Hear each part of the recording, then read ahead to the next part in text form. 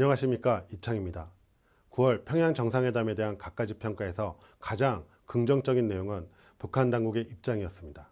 작년 태평양 수소탄 시험을 예고하며 한반도와 세계의 긴장을 고조시켰던 리용호 외무상이 2018년 9월 29일 유엔 연설에서 신뢰와 평화를 각각 18회, 19회나 언급하면서 신뢰성 있는 한반도 비핵 평화의 과정을 강조하였습니다. 동시에 다음과 같이 남북 정상회담에 대해 극찬하기도 하였습니다.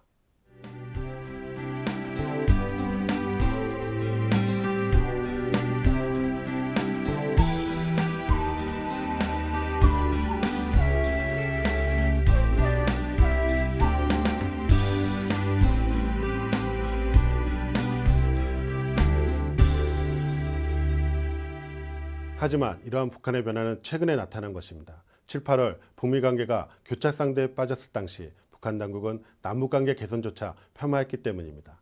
2018년 7월 20일 노동신문 6면 논설에서 북한은 남조선 당국은 우리와의 대화탁에 마주 앉아 말로는 판문점 선언의 리행을 떠들고 있지만 미국 산전의 눈치만 살피며 북남 관계의 근본적인 개선을 위한 아무런 실천적인 조치도 취하지 않고 있다라고 비난하였습니다. 이러한 북한 당국이 180도 변화하여 유엔 연설에서 만일 비핵화 문제의 당사자가 미국이 아니라 남조선이었더라면 조선반도의 비핵화 문제도 지금과 같은 교착 상태에 빠진 일이 없었을 것이라고 호평을 한 것입니다. 그렇다면 북한에서 9월 평양 정상회담을 극찬하는 변화는 왜 진행되었을까요? 세간이 말하는 것처럼 남한이 지피를 철수하여서 또는 서해 북방한계선을 완충구역으로 포기해서가 아닙니다. 북한 변화 요인은 그들도 평가했듯이 올해 남과 북이 쌓아올린 신뢰 조성에서 그 해답을 찾을 수 있습니다. 우선 첫 번째로 남과 북은 수시로 만나며 현안을 논의하고 상황을 주도해 나가는 과정에서 신뢰를 형성했습니다. 남과 북은 지난 5월 24일 트럼프 대통령의 북미 정상회담 취소 사태를 5.16 판문각 남북 정상회담으로 극복하면서 원래대로 성사시켰습니다. 최근 8월 24일 폼페이오 국무장관의 4차 방북 취소 소동에 대해서도 9월 5일 특사단 방북, 9월 18일 20일 평양 남북 정상회담을 통해 한반도 비핵화에 진전을 가져오면서 10월 7일 폼페이오 국무장관의 4차 방북과 11월 6일 미국 중간선거 이후 2차 북미 정상회담의 가능성을 열어놓았습니다. 두 번째로 남과 북은 대북 제재 상황에서 당장은 할 수 없어도 구체적인 미래의 지향을 명확한 합의로 담는 과정에서 신뢰를 형성했습니다. 개성공단과 금강산 관광 등 대북 제재의 현실로 인해 당면에서 진행할 수 없는 사안에 대해서 북한에게 충분히 이해시키며 9월 평양 공동선언 2조 2항처럼 향후 조건이 되면 반드시 재개할 것을 약속하였습니다. 세 번째로 남과 북은 현실적으로 서로가 실행할 수 있는 조치를 실천하며 신뢰를 구축하였습니다. 대북 제재 상황에서도 남과 북이 실천할 수 있는 사회문화 교류와 군사충돌 예방 조치 등을 통해 신뢰를 다지고 있는 것입니다. 한반도 비핵화가 교착 상태에 있었던 7, 8월에도 남북 고위급 회담과 아시안게임 공동입장, 이산가족 상봉 등 지속적으로 진행되었습니다. 또한 군사충돌을 방지하기 위해서 9월 평양 정상회담에서는 판문점 선언 군사 분야 이행 합의서를 채택하였습니다. 군사 부분의 합의는 실질적인 불가침 조약과 종전 선언이라고 평가될 수 있는 커다란 성과입니다. 세계적인 화약거라고 불리우는 한반도 군사분계선 주변에 남과 북의 평화적 완충구역을 설정하여 우리에게 주어진 평시작전 지휘권을 통해 평상시 일체의 군사훈련과 정찰활동 등을 중지시켜 전쟁 없는 한반도가 시작되었다고 온 세상에 선포한 것입니다. 이는 잦은 군사 충돌로 훼손된 비무장지대의 중무장화를 해소하는 정전협정의 정상화도 의미하기에 유엔사가 적극적으로 협조한 것입니다.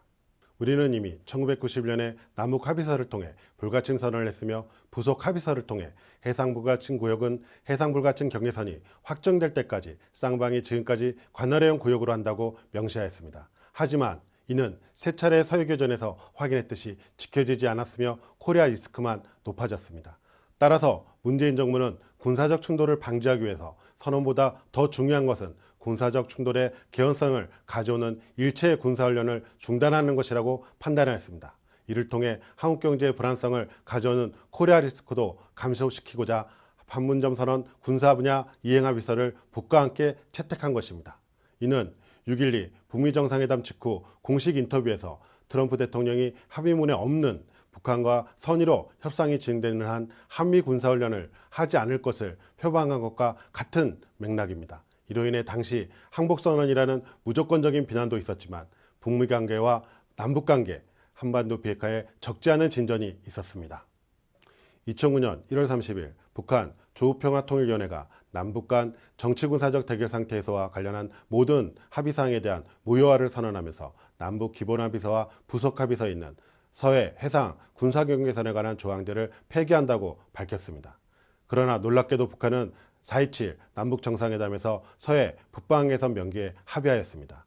남과 북은 서해 북방한계선 일대를 평화수역으로 만들어 우발적인 군사충돌을 방지하고 안전한 어로 활동을 보장하기 위한 군사적 대책을 취해 나가기로 하였다라고 서술한 것입니다. 이는 1991년 남북 합의서처럼 남이 관할해온 NLL을 용인하면서 평화수역을 논의할 수 있다는 태도로 해석될 수 있지만 북한도 기준선 문제는 여전히 민감하여 시범 공동어로구역의 범위는 합의되지 않았습니다.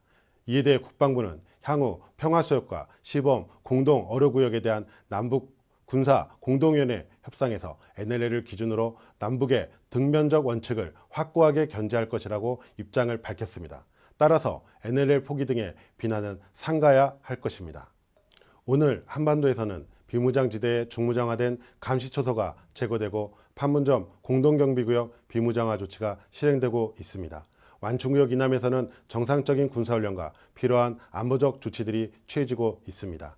이로써 한반도 비무장지대 군사적 충돌 때문에 발생하는 주가폭락 등의 코리아 리스크가 현저히 감소됨으로써 한국 경제의 안정성이 높아지고 있습니다.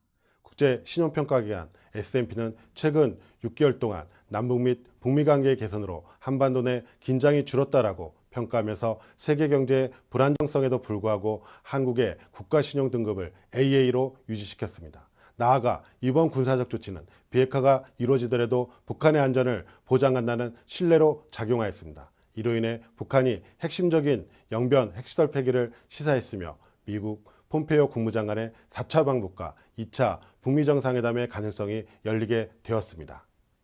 문재인 정부가 남북관계 개선에서 가장 우선순위를 두는 것은 비핵화가 전제된 평화, 즉 비핵평화입니다. 그래서 문재인 대통령이 9월 남북정상회담에서 가장 큰 성과로 군사적 합의를 꼽은 것입니다. 평화가 이루어져 남북 경제협력이 진행되면 러시아, 유럽까지 이어지는 북방 경제가 구축되어 한반도 및 동북아의 번영이 올 것이며 번영 속에서 통일도 자연스럽게 진행될 것이라는 믿음을 가지고 있습니다. 과거, 현재 놀라운 산업화와 민주화를 실현한 우리는 전쟁의 비극적 기억을 딛고 평화를 실현하여 현재와 미래의 발전을 위한 필수 요인을 반드시 마련해야 합니다. 평화가 경제이며 번영이 것입니다. 평화를 실현하기 위해서 왜곡된 뉴스에 현혹되기보다 진실과 공론에 기초하도록 노력해야 합니다. 감사합니다.